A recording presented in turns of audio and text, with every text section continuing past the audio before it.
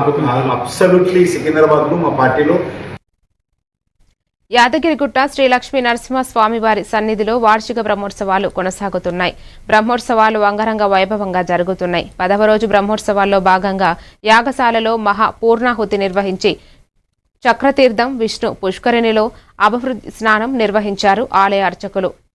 లక్ష్మీ సమేత నరసింహుడిని మహాపూర్ణాహుతి నిర్వహించిన యాగశాల నుంచి కొండపైన విష్ణు పుష్కరిణి వరకు వేద మంత్రాలు, మంగళ వాయిద్యాల పారాయణాలు, భజనలు, డాన్సులతో సేవపై తీసుకువెళ్లి విష్ణు పుష్కరిణిలో పూజలు నిర్వహించారు.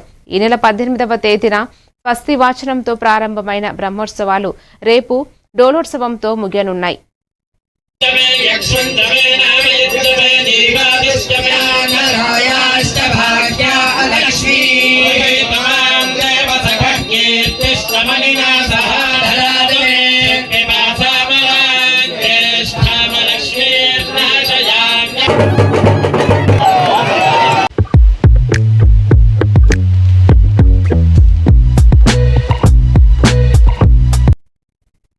మరిన్ని